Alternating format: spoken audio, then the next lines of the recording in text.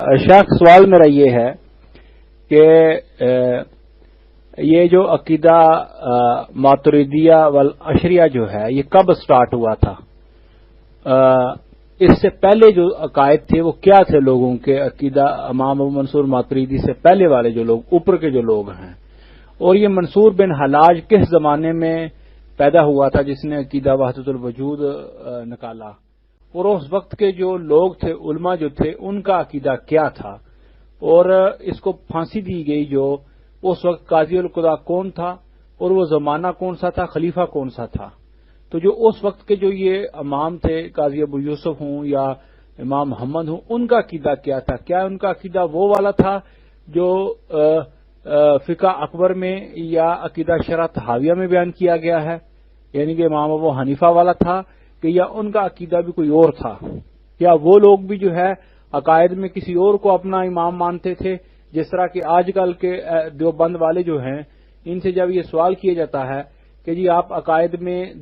حنفی کیوں نہیں ہیں، تو وہ آگے سے اور جواب دے ڈالتے ہیں جی ہر فن کا ایک امام ہوتا ہے، امام ابو حنیفہ عقیدے میں ماہر نہیں تھے، عقیدے میں ماہر ابو منصور ماتریدی تھا، اس لیے ہم عقائد میں ماتریدیہ ہیں۔ ذرا اس پہ تھوڑی سی تفصیل سے روشنی ڈالیے گا۔ السلام علیکم ورحمۃ اللہ وبرکاتہ۔ اچھا، یہ جو آپ کا سوال ہے یہ تو بڑا ہی زبردست ہے،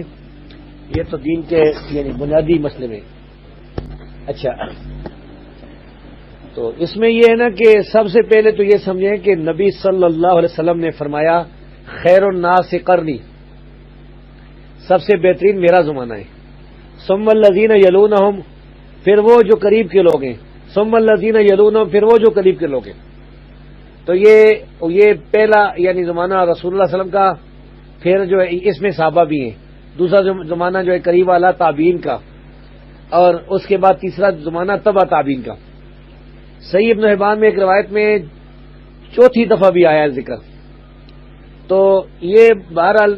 تیسری صدی ہجری تک یہ جو زمانہ ہے یہ خیر القرون کا زمانہ ہے، اسلام کا سب سے بہترین زمانہ ہے۔ تو جن تین آدمیوں کے بارے میں آپ نے پوچھا ہے نا، ماتریدی، اشعری اور حلاج، یہ تینوں آدمی یہ اس خیر القرون کے بعد گزرے، تیسری صدی ہجری کے بعد چوتھی صدی ہجری میں گزرے، جس کے بارے میں نبی صلی اللہ علیہ وسلم نے فرمایا تھا کہ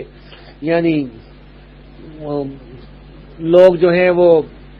خلاصہ یہ کہ گمراہیاں پھیل جائیں گی، شر پھیل جائے گا، فتنے آ جائیں گے۔ تو سب سے پہلے یہ حسین بن منصور الحلاج جو ہے یہ چوتھی صدی کے شروع میں گزرا ہے، یہ وحدت الوجود کا عقیدہ رکھتا تھا، یہ حلولی تھا، اور یہ عباسیوں کا دور ہے۔ جس دور میں یہ تھا نا، یہ اب اس طرح کے عباسی جو خلفاء ہیں نا ان میں سے کسی خلیفہ کا دور ہے، اس کے دور میں یہ حسین بن منصور الحلاج گزرا ہے۔ اور اس زمانے میں حنفی فقہا جو تھے، جو امام حنیفہ کے شاگردوں کے شاگرد جو تھے نا وہ موجود تھے، اور وہ جو ہیں مختلف جگہ قاضی بنے ہوئے تھے۔ تو یہ شخص کہتا تھا کہ میں حق ہوں، یعنی میں رب ہوں، اپنے آپ کو لوگوں کا رب کہتا تھا۔ تو اس وجہ سے اسے قتل کیا گیا، اسے مار دیا گیا۔ تو اس زمانے میں جتنے علماء تھے نا، چاہے اہل حدیث تھے یا دوسرے علماء تھے، سب کے سب اس کے قتل پر متفق تھے، اور صحیح سند کے ساتھ یہ ثابت ہے کہ حسین بن منصور الحلاج نے یہ کہا تھا کہ مجھے یہ لوگ مار رہے ہیں، یہ مجھے مار دیں گے، اس کے بعد میں دوبارہ آؤں گا، پتہ نہیں 1 مہینے میں یا کتنے عرصے میں، اور اگر میں دوبارہ نہ ہوں تو میں کذاب ہوں۔ دوبارہ کس نے آنا تھا مرنے کے بعد؟ تو یہ اپنی یعنی اعتراف سے یہ کذاب بھی ثابت ہوا۔ تو اس کے یہ ایک یعنی تصوف کی لین کا یہ پہلا آدمی ہے جس نے وحدت الوجود کا عقیدہ جو ہے وہ یہ اختیار کیا اور اس عقیدے کو لوگوں میں پھیلایا۔ بعد میں ابن عربی جو گزرا ہے نا 6 صدی ہجری میں، اس نے حسین بن منصور الحلاج کے عقیدے کو لیا اور اسے جو ہے وہ لوگوں میں پھیلایا۔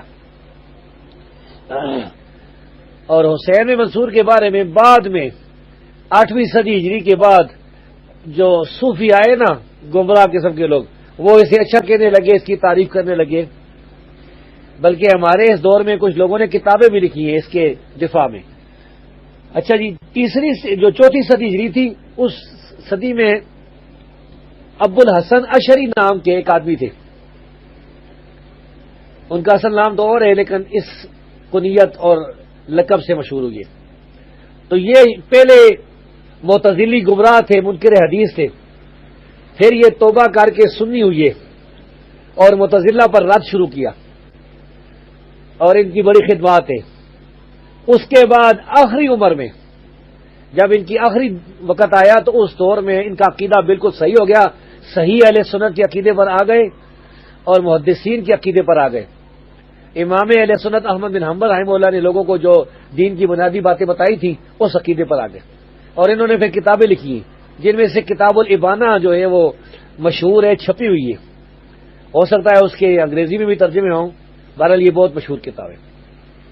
تو اب جو کہتے ہیں نا یعنی حنفی یا شافی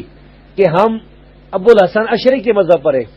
وہ اصل میں ابو الحسن اشعری کے مذہب پر نہیں ہے،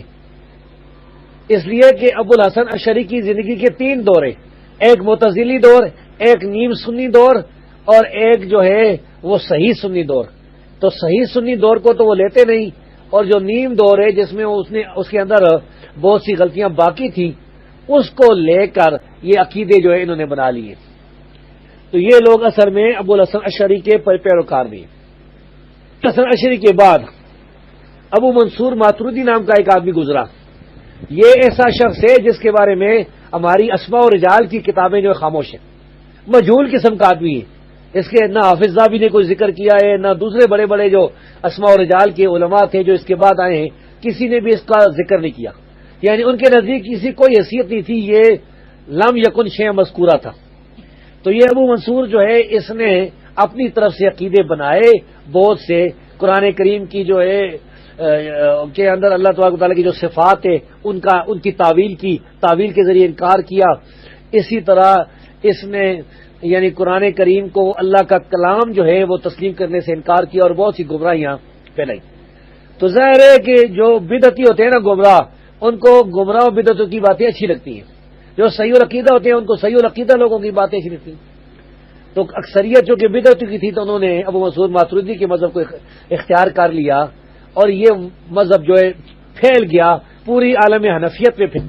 اور یہ وہ مذہب ہے جو نہ امام ابو حنیفہ سے ثابت ہے، نہ قاضی ابو یوسف سے ثابت ہے، نہ محمد بن حسن میں فرقت شیبانی سے ثابت ہے، اور نہ طحاوی سے ثابت ہے۔ یعنی جو امام حنیفہ کے شاگرد تھے یا شاگردوں کے شاگرد تھے، اس دور میں کسی سے بھی یہ غلط عقیدے جو ہیں کتاب و سنت کے خلاف، مثلا ان لوگوں کا عقیدہ یہ ہے کہ یہ قرآن جو ہے اس وقت جو مسلمانوں کے پاس موجود ہے یہ اللہ کا کلام نہیں ہے، معاذ اللہ۔ وہ کہتے ہیں اللہ کا کلام جو ہے وہ نفسی ہوتا ہے، اور یہ کلام لفظی ہے، اور لفظی جو ہے مخلوق ہے، وغیرہ وغیرہ، اس قسم کی باتیں کرتے ہیں۔ اسی طرح اللہ تبارک و تعالیٰ کی جو صفات ہیں، مثلا اللہ تعالیٰ عرش پر مستوی ہے، اس کا یہ انکار کرتے ہیں، تعویل کرتے ہیں۔ تو یہ جو مجہول قسم کا آدمی تھا ماتریدی، اس کے غلط عقائد تھے، اس کی کتاب التوحید جو ہے اس میں بھی غلط عقائد ہیں، تعویلات اہل سنت اس کی کتاب ہے اس میں بھی غلط عقائد ہیں، تو یہ ان لوگوں نے لے لی ہیں، اور جو کہ صحیح ہمارے سلف صالحین تھے، صحابہ تابعین تبع تابعین،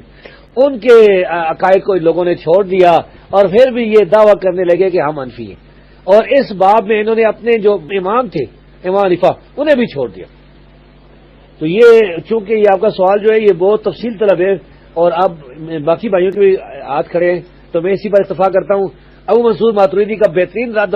جو ہے وہ اس کے لیے آپ دیکھیں کتاب الماتریدیہ، ڈاکٹر شمس الدین افغانی رحمہ اللہ، انہوں نے 3 جلدوں میں ایک زبردست کتاب لکھی ہے، اس میں آپ وہ دیکھ سکتے ہیں، پوری تفصیل موجود ہے۔